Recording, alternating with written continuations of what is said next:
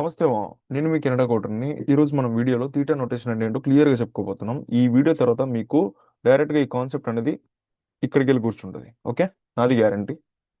And first ఇది చెప్పుకోబోయే ముందు మీరు ఎవరైనా కొత్తగా ఈ వీడియో చూస్తున్నట్టయితే ఖచ్చితంగా మీరు ఫస్ట్ చేయాల్సిన పని బిగ్ గో నొటేషన్ అంటే ఏంటి, అలాగే బిగ్ ఒమేగా నొటేషన్ అంటే ఏంటి, ఈ టూ వీడియోస్ నేను ఆల్రెడీ పోస్ట్ చేశాను. వెళ్ళి టైటిల్ చూసుకోండి. చూసుకుని ఈ వీడియోస్ వాచ్ చేశాక మాత్రమే ఈ వీడియో వాచ్ చేయండి, లేదంటే మీకు ఏమీ అర్థం కాదు, నాది గ్యారంటీ. ఓకే, సో ఫస్ట్ ఎప్పట్లాగే మన ట్రెడిషన్ ప్రకారం మనం ఏదైతే ఏదైనా అసలు మన కౌంటర్ ఓపెన్ చేసే ముందు ఫస్ట్ దేవుడికి హారతి ఇచ్చి ఎలాగైతే మనం షట్టర్ ఓపెన్ చేస్తామో అట్లాగే మనం ఫస్ట్ ఏదైనా టాపిక్ ఎక్స్ప్లెయిన్ చేసే ముందు ఖచ్చితంగా మనం ఈ గ్రాఫికల్ వేలోనే చేసుకోవాలన్నమాట. అప్పుడే మనకి అర్థం అవుతుంది. ఓకే, సో ఫస్ట్ వచ్చేసి అందరికీ తెలిసిందే, ఇది ఇన్పుట్ సైజ్ మన ఎక్స్ యాక్సిస్. అలాగే సెకండ్ వచ్చేసి ఇది మన రేట్ ఆఫ్ గ్రోత్.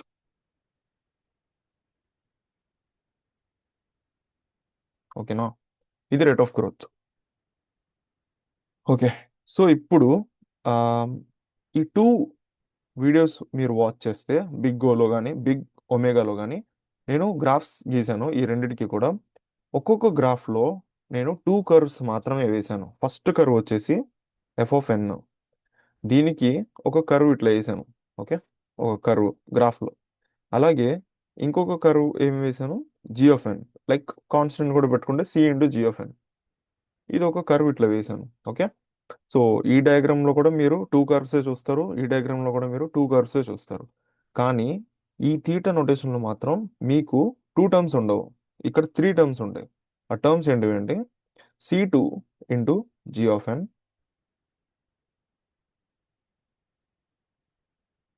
అలాగే ఎఫ్ ఆఫ్ ఎన్, అలాగే C1 ఇంటూ జీ ఆఫ్ ఎన్.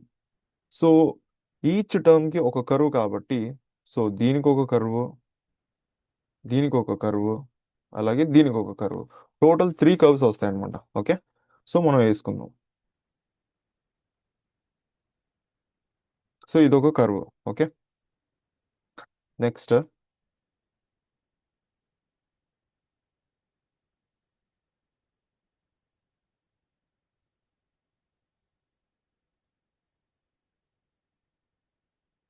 ఇదొక కర్వ్. ఓకే,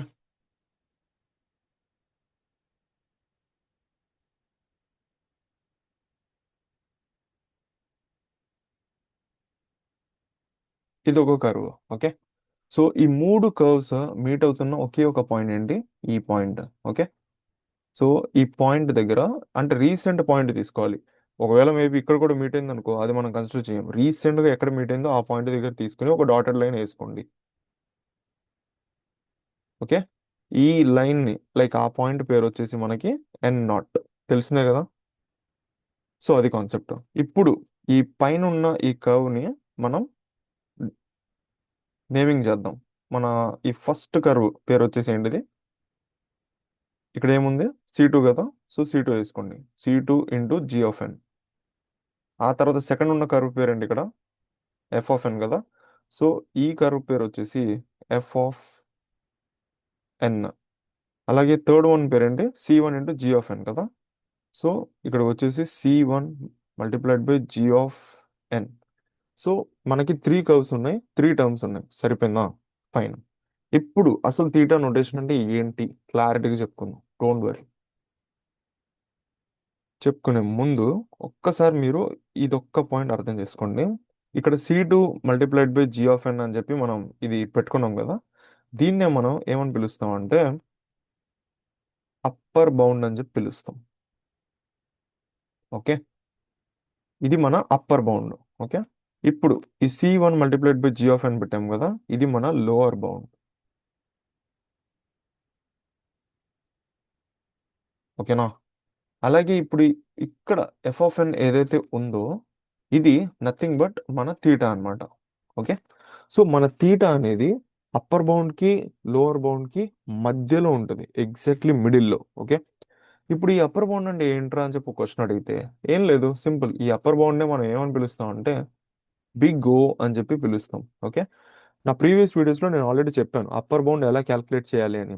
అదే దాన్నే మనం ఇక్కడ ఈ పర్టికులర్ థీటా నోటేషన్లో C2 multiplied by g of n అని చెప్పి పిలుస్తున్నాం. ఓకే, నథింగ్ బట్ దాన్నే అప్పర్ బౌండ్ అంటాం. ఓకేనా?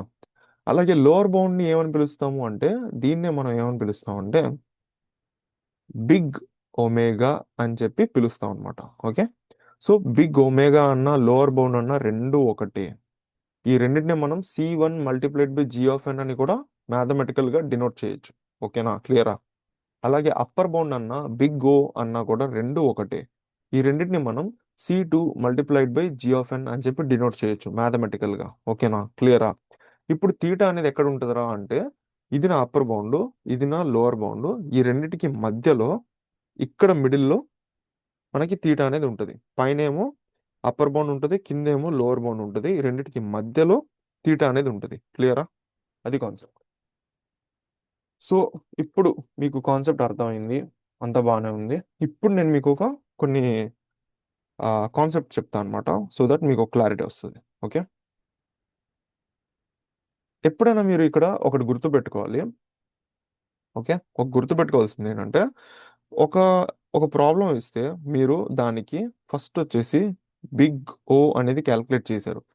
బిగ్ ఓ అంటే ఏంటి? అప్పర్ బౌండ్ క్యాల్కులేట్ చేశారు. ఓకే, అప్పర్ బౌండ్కి సమ్ వాల్యూ వచ్చింది. ఓకే, మేబీ జస్ట్ అనుకుందాం ఒక సమ్ వాల్యూ వచ్చేసి సమ్ ఏదో ఒక వాల్యూ వచ్చింది. ఓకే, ఆ వాల్యూ వచ్చేసి మేబీ జస్ట్ ఫర్ ఎగ్జాంపుల్ అనుకుందాం 30 అని. ఓకే, సెకండ్ది మీరు బిగ్ ఒమేగా కూడా క్యాల్కులేట్ చేశారు.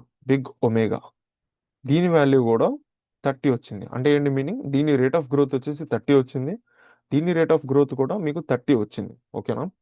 అప్పుడు ఈ రెండు ఈక్వల్ అయినప్పుడు ఖచ్చితంగా మీరు క్యాల్కులేట్ చేస్తే మీకు వచ్చే big theta rate of growth కూడా ఖచ్చితంగా 30 అవుతుంది, 100%. ఓకే, ఈ రెండు సేమ్ అయితే ఒకవేళ ఇది కూడా ఖచ్చితంగా సేమ్ అవుతుంది. ఓకే, ఎందుకంటే ఈ రెండు ఈ రెండిటికి మధ్యలో ఇది ఉంటుంది కాబట్టి పక్కగా ఈ రెండు సేమ్ అయితే ఆ రెండు రేట్ ఆఫ్ గ్రోత్స్ కానీ సేమ్గా వస్తే మీకు ఖచ్చితంగా బిగ్ థీటా కూడా సేమ్గా రావాలి. ఇది రూల్. ఓకే, 100%. అది కాన్సెప్ట్. ఇప్పుడు అర్థమైంది కదా? ఇప్పుడు నేను ఒక ప్రాబ్లం చెప్తాను, ఆ ప్రాబ్లం తర్వాత మీకు ఇంకా పిచ్చ క్లారిటీ వచ్చేస్తుంది అనమాట. Okay,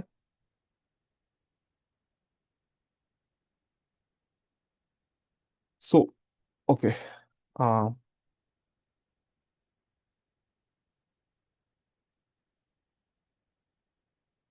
problem number 1, 10n plus n.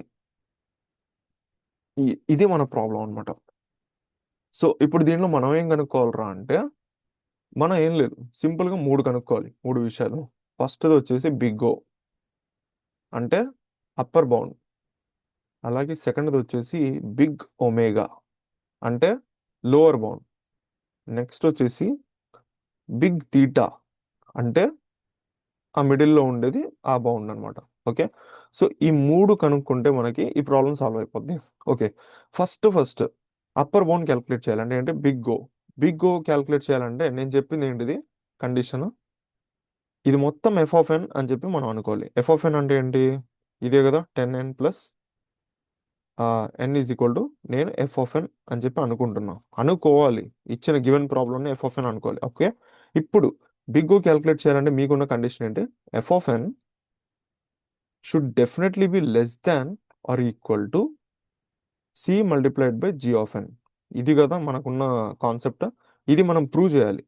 So prove చేద్దాం. ఎఫ్ ఆఫ్ ఎన్ ఎంత? That implies f of n 10n plus n. Okay, less than or equal to ఇక్కడ పెట్టుకోండి. ఇప్పుడు నేను ఇది ప్రూవ్ చేయాలి అంటే నేను ఏం చేయాలంటే ఫస్ట్ ఇక్కడ నాకున్న హైయెస్ట్ టర్మ్ ఏంటిది అనేది చూసుకోవాలి. ఏముంది మనకి? నాకు ఇక్కడ 10n ఉంది, ఎన్ పవర్ 1 కదా. ఓకే, ఇక్కడ కూడా ఎన్ పవర్ 1 ఉంది కదా. సో రెండు ఎన్ పవర్ 1లు రెండు సేమ్ పవర్లు ఉన్నప్పుడు ఏదో ఒకటి తీసుకుంటే సరిపోద్ది. ఓకే, మనం ఇది తీసుకుందాం 10n. ఓకే, ఇప్పుడు నేను ఇక్కడ ఒక టర్మ్ రాయాలి అంటే దీనికంటే స్లైట్లీ హైయెస్ట్ టర్మ్ని నేను రాస్తా. సో 10n ఉంది కాబట్టి 10n కంటే స్లైట్గా పెద్దగా ఉన్న టర్మ్ ఏంటిది? 11n.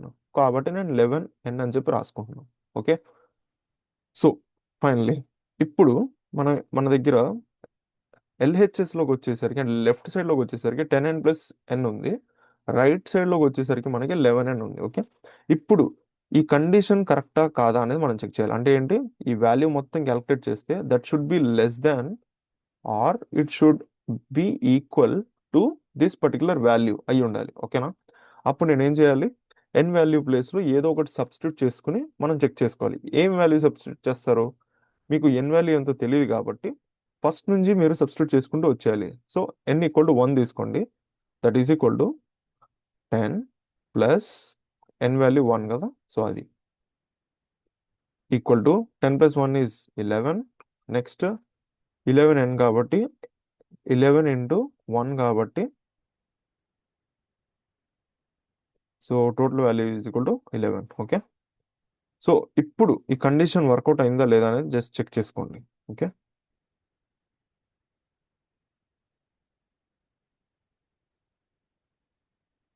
ఈ కండిషన్ వర్కౌట్ అయిందా లేదా అని చెక్ చేసుకోండి. That therefore 11 is less than or equal to 11. 11 అనేది 11 కంటే తక్కువ కాదు, కానీ 11 ఈజ్ ఈక్వల్ టు 11 కదా, సో ఈ కండిషన్ మనకి వర్కౌట్ అయింది. ఓకే, సో ఈ ఎన్ వాల్యూని మనం కన్సిడర్ చేయాలి. ఓకే, దేర్ ఫోర్ మనం ఏం చెప్తామంటే n not is equal to 1. Okay, నేను ఆల్రెడీ ఇంతకు ముందు చెప్పాను, ఎన్ వాల్యూ అన్నా ఎన్ నాట్ అన్నా కూడా అంతా ఒకటే, జస్ట్ ఇది ఒక కన్వెన్షన్ అనమాట. సో మన ఏదైతే థ్రెషోల్డ్ ఉంటుందో, అప్పర్ బౌండ్ క్యాలిక్యులేట్ చేసేటప్పుడు వచ్చే థ్రెషోల్డ్ ఏదైతే ఉంటుందో ఆ థ్రెషోల్డ్కి మనం యూజ్ చేసే కన్వెన్షన్ ఎన్ నాట్ అనమాట. అంతే తప్ప రెండు వేరు వేరు అని కాదు. N value and n not both are same. Okay, so n value is equal to n not equal to 1 అని తీసుకున్నాం. ఓకే, ఇప్పుడు నెక్స్ట్ ఇక్కడ మనం తీసుకున్న టర్మ్ ఏంటి? 11n కదా, సో ఇక్కడికి వెళ్ళిపోండి. మనకి 11 multiplied by n is equal to ఇదే ఫామ్లో ఉంది మనకి, C multiplied by like C2 multiplied by g of n ఫామ్లో ఉంది. ఓకేనా? సో ఇప్పుడు మనం క్యాలిక్యులేట్ చేస్తే ఈ n అనేది g ఆఫ్ n కి ఈక్వల్ అనమాట. సో ఇక్కడ C2 ఈజ్ ఈక్వల్ టు 11 అవుతుంది. Therefore C2 is equal to 11. Okay, so మనకి C2 వాల్యూ వచ్చేసింది. ఓకే, సో ఇప్పుడు నేనేం చెప్తా, ఈ ఎక్స్ప్రెషన్ నుంచి నేనేం చెప్తా, సో నేనేమంటా అంటే after n is equal to 11, sorry, after n is equal to 1 నేనేం చెప్తా అంటే మై ఎఫ్ ఆఫ్ ఎన్, నా ఎఫ్ ఆఫ్ ఎన్ ఏంటిది? దట్ ఈజ్ ఈక్వల్ టు ఏంటిది? నా ఎఫ్ ఆఫ్ ఎన్ ఇది కదా, నా f of n 10n plus n is my f of n కదా. సో నా f of n which is 10n plus N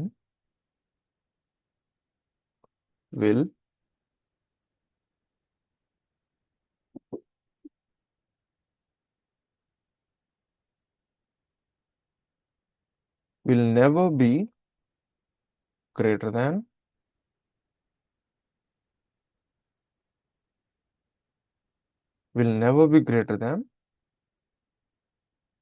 my g of n. g of n అంటే ఎంత?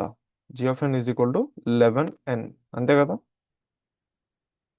g of n అంటే 11n ఇదే కదా మన g of n. So ఇక్కడ మనం ఏ టర్మ్ తీసుకున్నాం? 11n తీసుకున్నాం కాబట్టి so will never B greater than C2 multiplied by g of n అంటే that is equal to 11 multiplied by n అనమాట. సో ఇది మన ఈక్వేషన్. ఓకే, సో ఇది మనం కన్క్లూడ్ చేసాం. So this is our upper bound. Okay, so ఇప్పుడు మనం ఏం క్యాలిక్యులేట్ చేసాం? గ్రాఫ్ తీసుకుంటే దాంట్లో అప్పర్ బౌండ్ని క్యాలిక్యులేట్ చేసాం. అప్పర్ బౌండ్ మనకి ఇది వచ్చింది. ఫైన్, అంత బాగానే ఉంది. అప్పర్ బౌండ్లో మీరు గుర్తుపెట్టుకోవాల్సిన కీ టర్మ్ ఏంటి అంటే ఇది, ఈ 11n అనేది బాగా గుర్తుపెట్టుకోండి. ఓకే, నేను సర్కిల్ చేసి పెట్టుకున్నాను, గుర్తుపెట్టుకోండి. ఇప్పుడు నెక్స్ట్ ఇదే టాపిక్కి సేమ్ ఇదే ఎక్స్ప్రెషన్కి మనం లోవర్ బౌండ్ని క్యాలిక్యులేట్ చేద్దాం. ఓకే, సో మనకి ఇక్కడ ఏముంది? కాసేపు నేను ఇక్కడ ఇట్లా డిస్టింక్షన్ పెట్టుకున్నాను సో దట్ మనం ఇక్కడ పక్కన లోవర్ బౌండ్ క్యాలిక్యులేట్ చేసుకోవచ్చు. ఓకే, సో ఇప్పుడు ఇక్కడ ఫస్ట్ స్టార్ట్ చేద్దాం. మన దగ్గర ఎఫ్ ఆఫ్ ఎన్ ఏముంది? F of n is equal to 10n plus n కదా, సో ఇది మన ఎఫ్ ఆఫ్ ఎన్. ఇప్పుడు మనం లోవర్ బౌండ్ని క్యాలిక్యులేట్ చేయాలి. సో లోవర్ బౌండ్ని క్యాలిక్యులేట్ చేయాలంటే మన దగ్గర ఉన్న ఫార్ములా ఏంటి? మనం మనకు తెలిసింది ఏంటిది? F of n is greater than or equal to ఇక్కడ C2 రాసుకుందాం. ఎందుకంటే థీటాలోకి వచ్చేసరికి మనకి 2 కాన్స్టెంట్లు ఉంటాయి. పైనది ఒకటి C2, కింద లోవర్ బౌండ్కి ఇంకొక C1 ఉంటుంది కాబట్టి నేను C2 రాశాను. జనరల్గా బిగ్ వేరే దానికి క్యాల్కులేట్ చేస్తే మీకు ఇప్పుడు ఒకటే కాన్స్టెంట్ ఉంటుంది, ఎందుకంటే గ్రాఫ్లో ఒక ఒక ఎఫ్ ఆఫ్ ఎన్ ఒక జీ ఆఫ్ ఎన్ మాత్రమే ఉంటాయి కాబట్టి వేరే దానికి. ఇది మన థీటా నొటేషన్ కాబట్టి ఈ థీటా నొటేషన్లో రెండు ఉంటాయి, పైన ఉండేది అప్పర్ బౌండ్, కింద ఉండేది లోవర్ బౌండ్. సో దానికి ఒక కాన్స్టెంట్, దీనికి ఒక కాన్స్టెంట్, రెండు ఉంటాయి. ఓకేనా? సో అందుకని మనం ఇలా రాసుకుంటున్నాం, f of n should be greater than or equal to C1 multiplied by g of n. ఇది మన థీరం అనమాట, లైక్ ఇది మనం ప్రూవ్ చేయాలి, కండిషన్ ఇది. ఓకే, సో ఇప్పుడు ఎఫ్ ఆఫ్ ఎన్ ఎంత, 10n plus n. Okay, so it should be greater than or equal to, మనకి ఇక్కడ హైయెస్ట్ పవర్ ఎంత ఉంది, నథింగ్ బట్ వన్నే కదా. సో నేను కూడా ఎన్నే తీసుకుంటా. ఓకే, జస్ట్ నేను ఎన్ మాత్రమే తీసుకుంటున్నాను. ఓకే, తీసుకున్న తర్వాత ఇప్పుడు మనం ఏం ప్రూవ్ చేయాలి, ఇది మొత్తం క్యాల్కులేట్ చేస్తే వచ్చే value should be greater than or equal to this particular value. Okay, అది మనం ప్రూవ్ చేయాలి. సో మనకి ఎన్ వాల్యూ ఎంతో తెలియదు కాబట్టి ఫస్ట్ నుంచి వద్దాం, ఎన్ ఈక్వల్ టు 1 సబ్స్టిట్యూట్ చేసుకుందాం. That is equal to 10 into 1 plus 1, ఇటు సైడ్ వచ్చేసి ఆర్హెచ్ఎస్లో మనకు జస్ట్ ఎన్ఏ ఉంది కాబట్టి ఇది 1 ఈజ్ ఈక్వల్ టు 11, ఇక్కడికి వచ్చేసి 1. ఓకే, ఇప్పుడు కంపేర్ చేద్దాం. Therefore 11 is greater than or equal to 1. ఈ కండిషన్ కరెక్టా రాంగా? 11 అనేది 1 కంటే ఎక్కువ తక్కువ? ఎక్కువే కదా. సో మనకి ఇక్కడ కండిషన్ వర్కౌట్ అయింది కాబట్టి మనం దీన్ని ఫైనలైజ్ చేసేస్తున్నాము. ఓకే, దేర్ ఫోర్ మనకి ఏమొచ్చింది, ఎన్ నాట్ ఈజ్ ఈక్వల్ టు, మనకి ఎన్ నాట్ ఎంత వచ్చింది ఇక్కడ, 1 కదా. సో అది వేసుకోండి ఇక్కడ. సో ఎన్ నాట్ అనేది మనకు 1 వచ్చింది. ఓకేనా? ఇప్పుడు మనం ఇక్కడ తీసుకున్న రైట్ హ్యాండ్ సైడ్ తీసుకున్న టర్మ్ ఏంటిది, ఎన్ కదా. సో దాన్ని తీసుకెళ్ళి మనం కాన్స్టెంట్తో కంపేర్ చేయాలి. అంటే ఏంటి, like C1 multiplied by g of n is approximately equal to 1 into n. అంతే కదా. నేను జస్ట్ ఉత్తి ఎన్ అని రాసుకున్నా కూడా, అలాగే 1 ఇంటూ ఎన్ అని రాసుకున్నా కూడా పెద్ద ప్రాబ్లం ఏం లేదు కదా. సో అందుకని రాసుకుందాం. సో నా జీ ఆఫ్ ఎన్ అనేది దీనికి ఈక్వల్, ఇక్కడ C1 అనేది దీనికి ఈక్వల్ అనమాట. Therefore C1 is equal to 1. Okay, నాకు ఇక్కడ ఎన్ నాట్ అనేది 1 వచ్చింది, C1 కూడా 1 వచ్చింది. ఓకే, సో ఇప్పుడు నేనేం చెప్తా అంటే, ఇక్కడ ఒక లైన్ తీసుకుంటున్నా. ఇప్పుడు నేను ఇక్కడ ఏం చెప్తా అంటే, after n is equal to 1, అంతే కదా, మనకి ఎన్ నాట్ 1 వచ్చింది కదా. So after n is equal to 1, my f of n, నా ఎఫ్ ఆఫ్ ఎన్ ఏంటిది, 10n plus n. Okay, will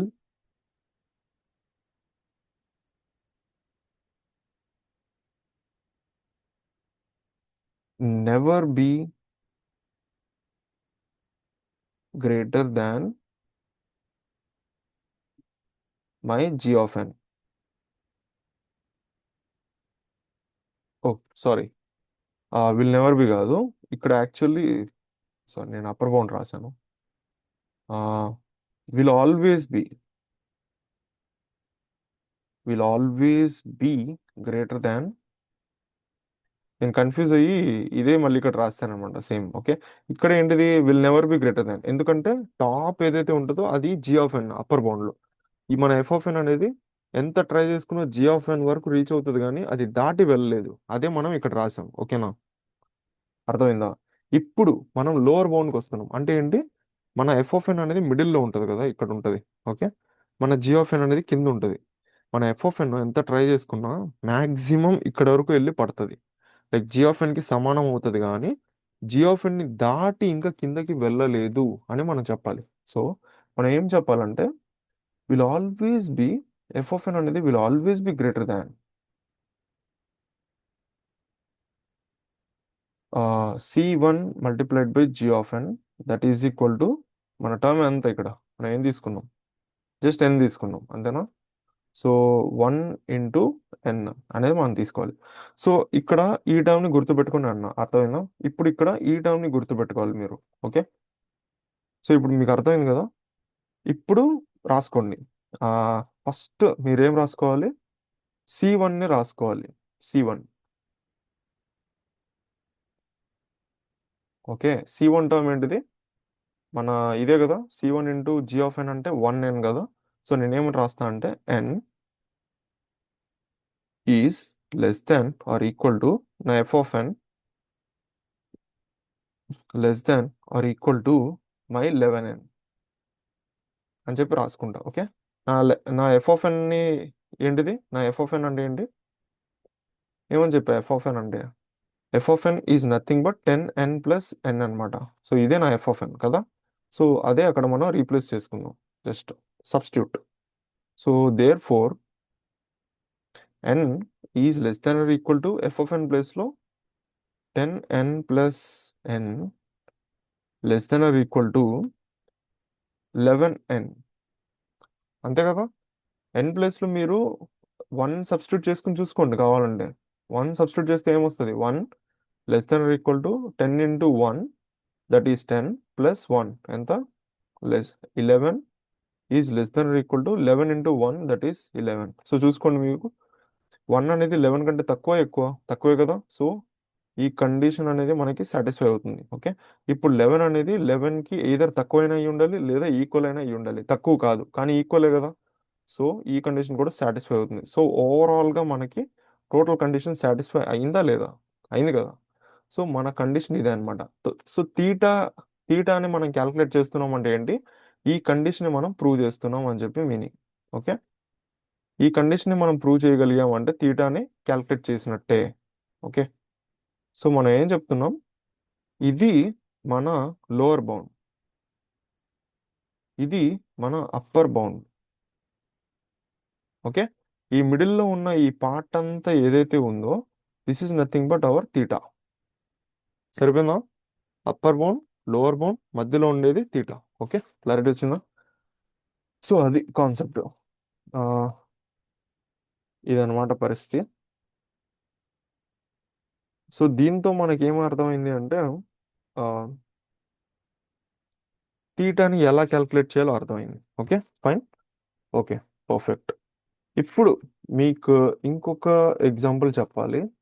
ఆ ఎగ్జాంపుల్ ఏంటి అంటే ఆ, కొన్ని కేసెస్ చూపించాలి మీకు. ఆ కేసు ఏంటిది అంటే తీటా అనేది అన్నిసార్లు మనం క్యాల్కులేట్ చేయలేము. ఓకే, తీటాని క్యాల్కులేట్ చేయడం అనేది ఆల్వేస్ పాసిబుల్ కాదు అన్న విషయం మీకు చెప్పాలి. సింపుల్ ఎగ్జాంపుల్ మీకు చూస్తే అర్థమైపోద్ది. ఓకే, సో సెకండ్ ప్రాబ్లం చెప్తున్నాను, ఎగ్జాంపుల్ 2 అనుకోవచ్చు మీరు. ఓకే, సో సెకండ్ ప్రాబ్లం వచ్చేసి మీకు 6n³ అనమాట. ఓకే, ఈజ్ ఈక్వల్ టు క్వశ్చన్లో అడిగాడు ఇది తీటా ఆఫ్ n². ఓకే, అంటే దీని యొక్క రేట్ ఆఫ్ గ్రోత్ అనేది n² అవుతుందా అవ్వదా అని చెప్పి ఒక క్వశ్చన్ అడిగాడు. ఓకే, ఇది పాసిబుల్ అని చెప్పి అడిగాడు. ఎప్పుడైతే వాడు తీటా ఆఫ్ n² అని చెప్పి క్వశ్చన్లో అడుగుతాడో దాని మీనింగ్ ఏంటంటే మనం దాన్ని ఎలాంటి కన్వెన్షన్లో రాయాలంటే ఫస్ట్ మనం రాసుకోవాల్సింది ఏంటంటే లోవర్ బౌండ్లోకి రాసుకోవాలి. అంటే C1 అంటే లోవర్ బౌండ్ కాన్స్టెంట్ కదా, C1 multiplied by g of n అంటే ఎంత, ఇక్కడ ఎంత ఇచ్చాడు g of n, theta of n² is less than or equal to నా ఎఫ్ ఆఫ్ ఎన్ అంతా 6n³ కదా. So 6n³ is less than or equal to నా అప్పర్ బౌండ్కి కాన్స్టెంట్ అంతా C2 multiplied by g of n అంతా మళ్ళీ same theta into n² కదా. So theta into n². So ఇది కాన్స్టెంట్ ఇది కాన్సెప్ట్. ఓకే, దీన్ని మనం ప్రూవ్ చేయాలి. సో దీన్నే మనం ఎలా రాసుకోవచ్చు, ఇలా కూడా రాసుకోవచ్చు కదా, C1 into n² less than or equal to 6n³ less than or equal to C2 into n². ఇలా కూడా మనం రాసుకోవచ్చు. ఓకే, కొంచెం మీరు ఆలోచించి చూడండి. ఇక్కడేమో మనకి హయ్యెస్ట్ టర్మ్ ఉంది దట్ ఈస్ 6n³. ఓకే, ఇక్కడ మనకి లోయెస్ట్ టర్మ్స్ ఉన్నాయి దట్ ఈస్ 2 అనమాట. ఓకే, ఇక్కడ మనకి C1 మల్టిప్లైడ్ బై 2 ఉంది. ఓకే, సో ఇప్పుడు మీరు కొంచెం ఆలోచించి చూడండి, ఇది టెక్నికల్లీ అసలు పాసిబులేనా అంటే క్యూబ్లో ఉన్న టర్మ్ ఏదైతే ఉందో ఇక్కడ ఇక్కడ ఈ హైయెస్ట్ పవర్ టర్మ్ ఏదైతే ఉందో ఇది ఈ లోయెస్ట్ టర్మ్ కంటే తక్కువ అవుతుందా, అసలు ఇది పాసిబులేనా, అవునో కాదో చెక్ చేద్దాం తెలిసిపోద్ది. సో సరదాగా n ఈక్వల్ టు 2 సబ్స్టిట్యూట్ చేసుకుని చూద్దాం. ఓకే, సి వచ్చేసి ఎంత తీసుకుందాం, మేబీ మనం తగ్గించాలి కాబట్టి మనం సరే C1 వచ్చేసి 1/2 తీసుకుందాం. Okay, just imagine. అంటే అసలు ఈ కండిషన్ ప్రూవ్ అవ్వదు అని నేను చెప్తున్నాను. ఈ కండిషన్ రాంగ్ అంటే మనం ఇది ప్రూవ్ చేయాలి యాక్చువల్లీ, కానీ ఇది ప్రూవ్ అవుద్దా అంటే ప్రూవ్ అవ్వదు. ఎందుకు అవ్వదు అంటే నేను ఆల్రెడీ చెప్పాను కదా, తీటా అనేది ఎవ్రీ టైం క్యాలిక్యులేట్ చేయడం పాసిబుల్ అవ్వదు. ఓకే, ఎందుకు అవ్వదు అంటే ఇదిగో ఎగ్జాంపుల్ ప్రాబ్లమ్స్ ఇవి, ఇలాంటి ప్రాబ్లమ్స్ అవ్వదు. ఓకే, సో సరదాగా మనం వాల్యూస్ తీసుకుందాం, ఒక శాంపుల్ వాల్యూస్ n = 2 తీసుకున్నా, c1 = 1/2 తీసుకున్నా, c2 మేబీ ఎంత తీసుకుందాం, మేబీ సరే ఓకే 2 తీసుకుందాం. ఓకే, క్యాల్కులేట్ చేసి చూద్దాం అసలు ఏమవుతుందో చూద్దాం మనం. ఓకే, సో c1 అంటే ఎంత, 1/2. n² ఎంత, 2² కదా, < 6 × n వాల్యూ ఎంత 2, సో 2³ c2 వాల్యూ ఎంత 2 × n². అంటే 2 కదా, సో 2² ఇప్పుడు ఇక్కడ క్యాల్కులేట్ చేయండి. 4/2 హౌ మచ్, 2 కదా, < 8 × 6 ఎంత, 6 8 48, < 4 × 2 ఎంత, 8. ఓకే, ఇప్పుడు కండిషన్ వర్కౌట్ అవుతుందా లేదా మీరు చూసుకోండి. ఓకే, 2 అనేది మనకు ఆన్సర్ వచ్చింది. ఇది < 48 కాదా, కరెక్టే కదా, so this condition is getting satisfied. Okay, satisfy అవుతుంది. ఇప్పుడు ఈ కండిషన్ చూద్దాం, 48 అనేది 8 కంటే తక్కువ కాదా, 48 ఎక్కువ, 8 ఎక్కువ, 48 ఎక్కువ కదా, సో మనకి ఈ కండిషన్ ఫెయిల్ అయింది. పోనీ 48 అనేది 8కి సమానమా, ఈక్వలా, కాదు, సో ఈ కంప్లీట్ కండిషన్ అనేది ఫాల్స్ అయిపోయింది. మనకి ఈ మూడు లైక్ ఈ కండిషన్ ప్లస్ ఈ కండిషన్ రెండు సక్సెస్ అయితేనే మనకి తీటా అనేది వర్కౌట్ అవుతుంది. ఏ ఒక్క కండిషన్ ఫెయిల్ అయినా ఇక్కడ మనకి తీటా అనేది పాసిబుల్ అవ్వదు. So theta is not possible here. So theta is not possible here కాబట్టి మనం ఏం చెప్తున్నాం, ఆడు క్వశ్చన్ అడిగాడు θ(n²), లైక్ మన రేట్ ఆఫ్ గ్రోత్ అనేది n² అవుతుందా అని చెప్పి అడిగాడు. మనం ఏం చెప్తామంటే నాట్ పాసిబుల్ అని చెప్పి ఆన్సర్ ఇస్తాం. So this is not possible, ఇది వర్కౌట్ అవ్వదు. ఇలాంటి ప్రాబ్లంకి మనం క్యాల్కులేట్ చెయ్యలేము. అర్థమైందా, అది పరిస్థితి. ఓకే, ఇప్పుడు ఇంకొక ఎగ్జాంపుల్ చూపిస్తాను. సేమ్ ఇంకా ఏ ఏ ప్రాబ్లమ్స్కి మనకి తీటా క్యాల్కులేట్ చేయడం అనేది పాసిబుల్ అవ్వదో నేను మీకు చెప్తున్నాను అంతే. ఓకే, సో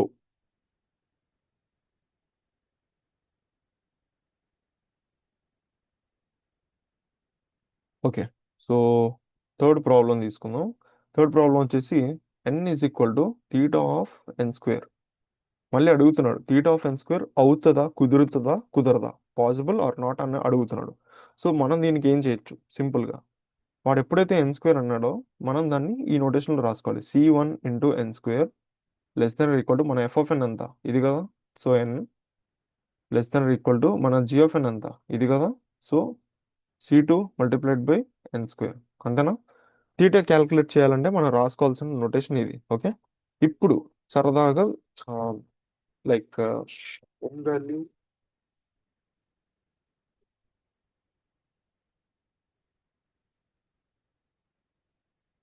మైక్ పడిపోయింది. ఓకే, సో ఇప్పుడు సరదాగా మనం n value, c1 value, c2 value substitute చేసుకుందాం. ఓకే, మినిమం తీసుకుని సబ్స్టిట్యూట్ చేసుకుందాం. సో ఇక్కడ నేను ఎన్ వాల్యూ వచ్చేసి జస్ట్ 1 తీసుకుంటున్నా సింప్లిసిటీ కోసం, స్టార్టింగ్ నుంచి స్టార్ట్ చేయాలి కాబట్టి. సో c1 ఇక్కడ నేను 1/2 చేస్తాను. ఎందుకు 1/2 అంటే మన గోల్ ఏంటి, ఈ టర్మ్ అనేది ఖచ్చితంగా దీనికంటే తక్కువ ఉండాలి కాబట్టి నేను 1/2 చేస్తే నాకు తగ్గుద్ది కదా, సో అందుకని తీసుకుంటున్నాను మినిమం. c2 ఇది ఎప్పుడు హైయే ఉండాలి అంతే కదా, సో నేను దీన్ని మ్యాక్సిమం ఏమని తీసుకున్నా అంటే మేబీ 1 తీసుకుంటా. ఓకే, ఇప్పుడు ఈ మూడు వాల్యూస్ని ఇక్కడ సబ్స్టిట్యూట్ చేద్దాం సో దట్ నాకేమొస్తుందో చూద్దాం. c1 value 1/2 n² is 1². Okay, n value ఎంత అనుకున్నాం, 1 c2 వాల్యూ ఎంత అనుకున్నాం, 1 n² అంటే ఎంత, 1² కదా, సో 1². ఇప్పుడు క్యాల్కులేట్ చేయండి. 1/2 < 1 < 1. సో ఇది మనకు వస్తుంది. ఓకే. సో ఇక్కడ మీకు ఏం అర్థమైంది? 1/2 అనేది 1 కంటే తక్కువ. అఫ్ కోర్స్ తక్కువే కదా. సో ఈ కండిషన్ మనకి సాటిస్ఫై అయింది, బాగుంది. ఇప్పుడు ఈ కండిషన్ చూద్దాం. 1 అనేది 1 కంటే తక్కువ ఎక్కువ? తక్కువ కాదు, ఎక్కువ కాదు. 1 అనేది 1కి ఈక్వల్, సమానం కదా. సో ఈ కండిషన్ కూడా సాటిస్ఫై అయింది. ఓకే. అప్పుడు మీరేమనుకుంటారు జనరల్గా? ఆహా, రెండు కండిషన్లు సాటిస్ఫై అయిపోయాయి కాబట్టి ఇంకా ఓవరాల్గా కండిషన్ సాటిస్ఫైడ్. సో ఇక్కడ మనకి తీటా క్యాలిక్యులేట్ చేయడం పాసిబుల్ అవుతుంది అని అనుకుంటారు. But wrong. ఎందుకు రాంగ్ అంటే చెప్తాను. ఇక్కడ పాసిబుల్ అయింది కదా మీకు. ఏ వాల్యూ దగ్గర పాసిబుల్ అయింది? ఎన్ వాల్యూ 1 దగ్గర మీకు పాసిబుల్ అయింది. ఓకే. ఇప్పుడు ఎన్ వాల్యూని కొంచెం పెంచి చూద్దాం. వేరే ఎన్ వాల్యూ సబ్స్టిట్యూట్ చేసి చూద్దాం. సరదాగా ఎన్ ఈక్వల్ టు 2ని సబ్స్టిట్యూట్ చేద్దాం. సబ్స్టిట్యూట్ చేస్తే మనకి ఏమొస్తుందో చూద్దాం. ఓకే. సో దట్ నాకు ఇప్పుడు ఏమొస్తుంది? ఇవన్నీ అలాగే ఉంచండి, C1 C2 అలాగే ఉంచండి. ఎన్ ఎన్ వాల్యూ మాత్రం మనం, సారీ, ఇది N1 కాదు, జస్ట్ ఎన్ అన్నమాట. ఓకే. సో ఈ ఎన్ వాల్యూని మాత్రం మనం ఈసారి చేంజ్ చేద్దాం. ఓకే. సో ఇప్పుడు మనం ఏం సబ్స్టిట్యూట్ చేయాలి? నా మనకున్న ఇదేంటిది, ఈ వాల్యూ రాసుకోండి. C1 × N². C1 అంటే ఎంత? 1/2.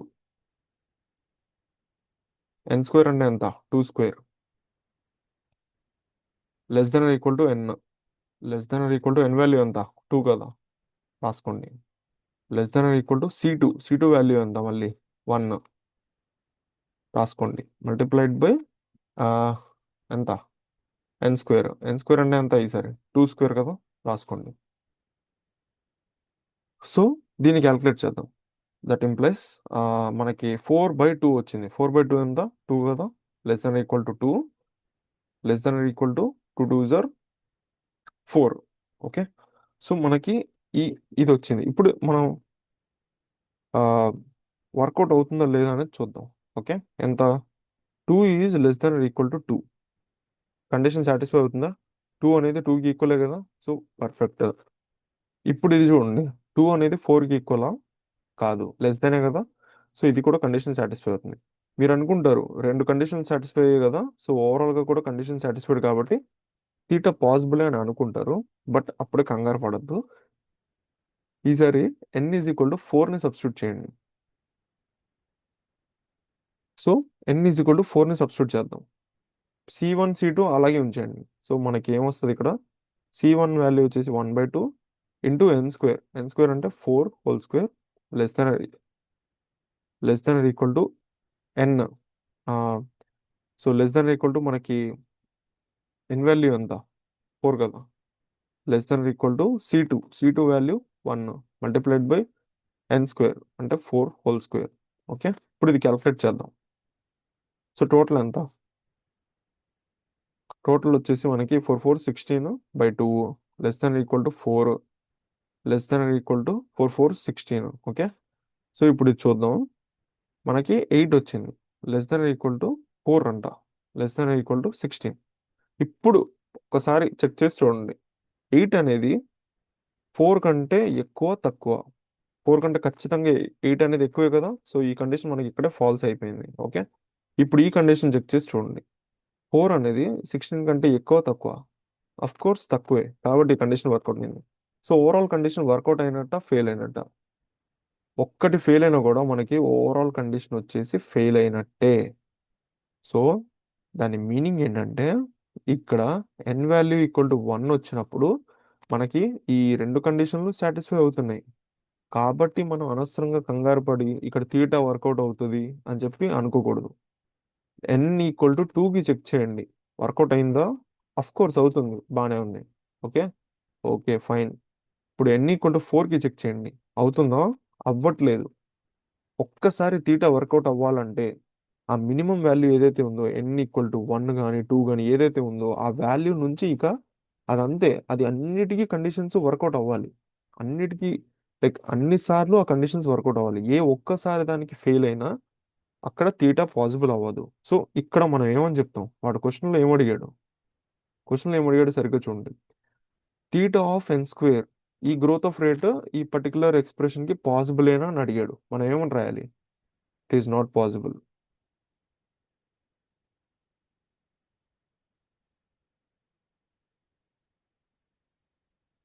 ఓకే, అర్థమైంది కదా, ఎందుకంటే కండిషన్స్ ఫెయిల్ అయ్యాయి. ఫెయిల్ అయింది కాబట్టి ఇక్కడ తీటా అనేది పాసిబుల్ అవ్వదు. క్లారిటీయా? సో ఇది కాన్సెప్ట్. సో దీన్ని మనం ఏమని పిలుస్తాం అంటే తీటా నొటేషన్ అంటాం. అర్థమైంది కదా? సో ఈరోజు నేను ఎంత చెప్పాను సార్ అంతా రివైజ్ చేయండి. చాలా ఎక్కువ కంటెంట్ చెప్పాను. సో మీరు ఇది బాగా మైండ్లో గుర్తు పెట్టుకోవాలి అంటే నేను చెప్పినట్టు యాజ్ ఇట్ ఈస్ నోట్స్ రాసుకోండి. ఉం? కుదిరితే రివైజ్ చేయండి. ఈ గ్రాఫ్ని చూడగానే మీకు అట్లా స్పాట్ అవుట్ అయిపోవాలి. ఓకే, పైనదేమో అప్పర్ బౌండ్, కిందదేమో లోవర్ బౌండ్, మిడిల్లో ఉన్నదేమో theta. This is what the theta notation is అని చెప్పి మనకు క్లారిటీ రావాలి. అలాగే ఈ కండిషన్ కూడా తెలియాలి. బిగ్ ఓ క్యాలిక్యులేట్ చేసినప్పుడు మనకు ఒక వాల్యూ వస్తుంది. బిగ్ ఒమేగా కూడా క్యాలిక్యులేట్ చేస్తే ఒక వాల్యూ వస్తుంది. ఈ రెండు వాల్యూస్ ఈక్వల్ అయినప్పుడు బిగ్ తీటా కూడా ఈక్వల్ అవ్వాలి, అది రూల్. సో ఇదంతా మీకు ఒకసారి రివైజ్ చేసి నోట్స్ రాసుకుంటే క్లారిటీ వచ్చేస్తుంది. ఓకేనా? సో క్రూషియల్ పార్ట్ అనమాట డిఎస్ఏలో. ఈ ఈ ఎసిమ్టోటిక్ అనాలిసిస్ అనేది చాలా క్రూషియల్ పార్ట్. దాంట్లో మూడు ఉంటాయి. Big O, okay, big O notation. Next big omega, that is మన లోవర్ బౌండ్. బిగ్ ఓ అంటే అప్పర్ బౌండ్. నెక్స్ట్ వచ్చేసి బిగ్ తీటా అంటే మిడిల్లో ఉండేది. ఓకే, సో ఈ క్రూషియల్ ఫేజ్ ఏదైతే ఉందో ఈ రోజుతో ఇది కంప్లీట్ అయిపోయింది. ఇంకా ఇక్కడ నుంచి ఇంకొంచెం లైక్ మీకు ఎగ్జాక్ట్లీ ఇప్పుడు క్లారిటీ వస్తుంది. నేను ఒక ప్రాబ్లం ఇచ్చి ఒక కోడ్ రాసి, పైథాన్లో ఒక కోడ్ రాసి దానికి రన్ టైం ఎంత వస్తుంది అని చెప్పి ఒక క్వశ్చన్ అడుగుతాం, మీరు చెప్పేయగలరు. ఈ మూడు నొటేషన్స్ని మీకు బాగా అర్థమైపోతే ఒక కోడ్ చూడగానే మీకు ఓకే, దీని రన్ టైం వచ్చేసి, దీని రేట్ ఆఫ్ గ్రోత్ వచ్చేసి ఇది, సో అండ్ సో అని మీరు ఈజీగా చెప్పగలరు. అది నేను నీకు ఎలా క్యాల్కులేట్ చేయాలనేది నెక్స్ట్ వీడియోలో చెప్తా. ఓకే, నమస్తే.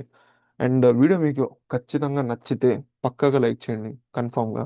అలాగే ఈ డిఎస్ఏ ఎవరికైనా అవసరం ఉంది అంటే పైథాన్ డిఎస్ఏ, ఖచ్చితంగా ఈ ప్లేలిస్ట్ని మీ ఫ్రెండ్స్కి షేర్ చేయండి. సో దట్ మీరు కంప్లీట్ అయితే పర్ఫార్మెన్స్ ఇంక్రీజ్ అవుద్ది కానీ తగ్గదు. ఓకే, అలాగే నా ఎఫర్ట్స్ నచ్చితే ఖచ్చితంగా సబ్స్క్రైబ్ చేయండి అండ్ పక్కనే ఉన్న బెల్ ఐకాన్ని ప్రెస్ చేయండి. సో దట్ నేను ఫ్యూచర్లో ఏం పెట్టినా కూడా మీ వరకు వస్తుంది. ఓకే, ఇంకేమన్నా డౌట్స్ ఏమైనా ఉంటే కింద కామెంట్స్లో మెన్షన్ చేయండి. ఓకే, నమస్తే.